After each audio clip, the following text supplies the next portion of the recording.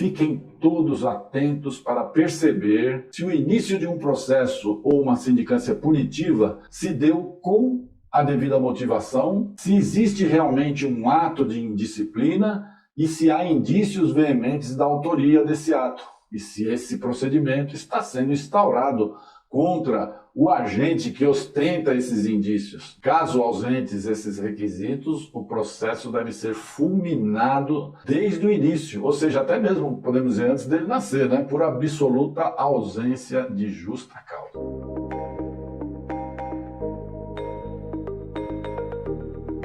As cautelas quanto à instauração de um processo administrativo disciplinar se justificam porque sempre existe o risco da formalização de denúncias que podem ser de mera perseguição de particulares contra servidores públicos, que muitas vezes no legítimo e eficiente exercício da função pública tenham contrariado interesses desses administrados, que podem buscar vingança e retaliação mediante falsas acusações, causando constrangimento, sujeitando-os a responder a um processo punitivo de forma injusta, sem a devida motivação. Tudo causado, muitas vezes, pelo poder econômico do administrado, os poderosos, né? Se voltando contra os funcionários.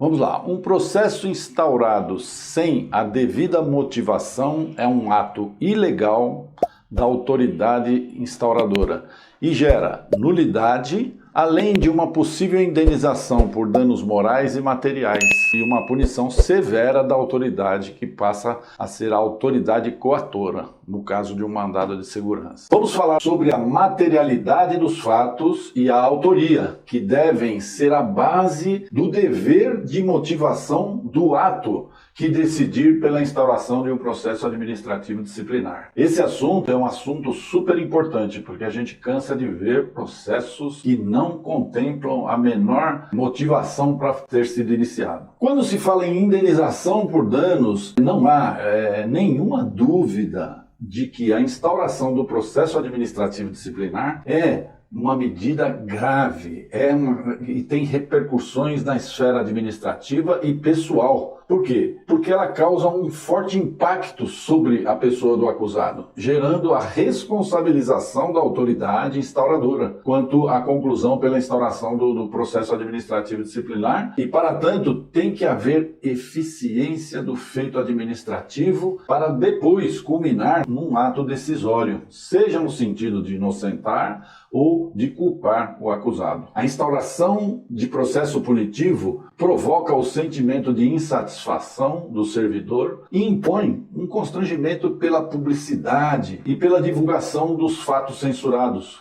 sobretudo quando o acusado é inocente daquelas imputações. Quadro que vem reforçar a seriedade e o cuidado de ampla e robusta motivação do ato que decide pela instauração de um processo. Isso acontece porque, quando a administração pública instaura um processo administrativo disciplinar, ela exterioriza um juízo prévio, no sentido de que há uma infração funcional cuja autoria e materialidade são verossímeis, são críveis, né?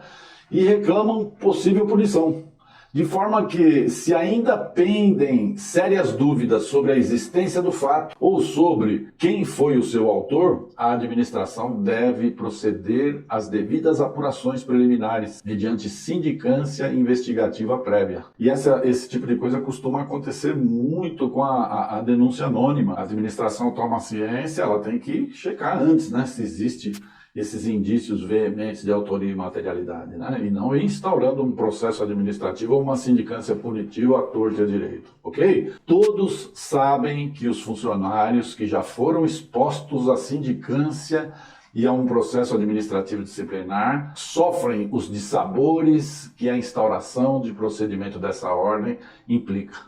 Ainda que meramente investigatório esse trâmite. Só o fato de responder a um processo já implica em sofrimento e constrangimento agudos ao servidor público processado. Eu vejo aqui gente ficar doente, pessoas começar a passar a sofrer de ansiedade e outros males psicológicos. Então, a instauração do processo administrativo disciplinar só poderá efetivar-se quando existe um mínimo de indicação da possibilidade de punição do servidor. Esse servidor que supostamente é autor de uma falta disciplinar, em tese praticada. As cautelas quanto à instauração de um processo administrativo disciplinar se justificam por quê? Sempre existe o risco da formalização de denúncias que podem ser de mera perseguição de particulares contra servidores públicos, que muitas vezes no legítimo e eficiente exercício da função pública tenham contrariado interesses desses administrados, que podem buscar vingança e retaliação mediante falsas acusações. Também se tem notícia, e não são poucas, de que a administração pública brasileira